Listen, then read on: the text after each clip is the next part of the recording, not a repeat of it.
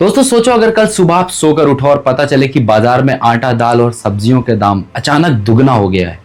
घबराहट होगी ना। ये कोई डरावनी कहानी नहीं है। यूनाइटेड नेशंस की एक संस्था ने सच में एक भयानक फूड कैटास्ट्रोफी की वार्निंग दी है और इसका सीधा कनेक्शन है उस जंग से जो यहाँ से हजारों किलोमीटर दूर लड़ी जा रही है।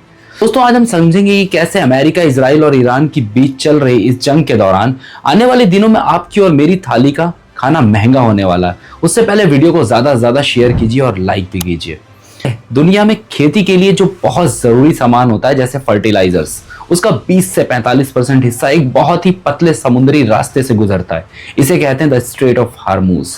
अब अमेरिका और इजराइल की ईरान के साथ जो टक्कर चल रही है उसकी वजह से ये रास्ता ब्लॉक हो गया। फूड एंड एग्रीकल्चर ऑर्गेनाइजेशन के एक्सपर्ट्स कह रहे हैं कि अभी हमें असर इसलिए नहीं दिख रहा है क्योंकि वेयर हाउसेज में पुराना स्टॉक रखा हुआ है, लेकिन अगर ये समुद्री रास्ता जल्दी नहीं खुला तो एनर्जी और फर्टिलाइजर मार्केट में आग लग जाएगी। और इसका असर क्या होगा?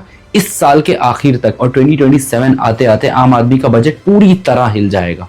एक तरफ डोनाल्ड ट्रंप ने ईरान के पोर्ट्स को ब्लॉक कर रखा है। ईरान इसे खुलेआम पायरेसी या समुद्री लूट बता रहा है। तेहरान की सड़कों पर लोग गुस्से में उतर आए हैं। दूसरी तरफ इजराइल ने साउदर्न लेबनान में अपनी फौज घुसा दी है। That it has launched its invasion, however, Hezbollah targets.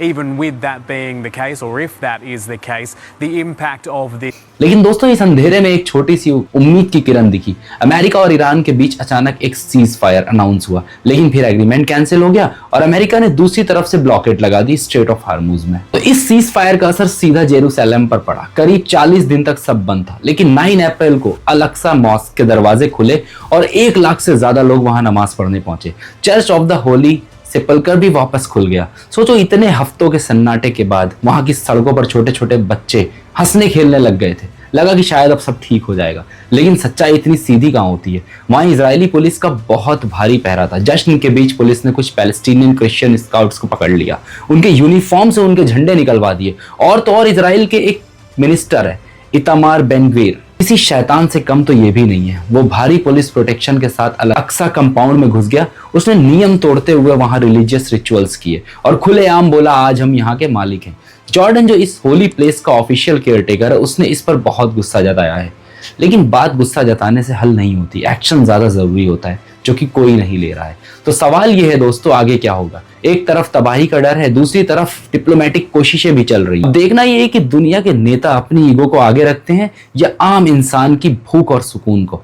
आपको क्या लगता है इस सिचुएशंस में अंजाम क्या होगा? नीचे कमेंट्स में अपनी राय जरूर शेयर कीजिए। अगर ये वीडियो आपको इन्फॉर्मेटिव लगा तो HA Truecast को सब्सक्राइब और फॉलो कर लीजिए। जय हिंद।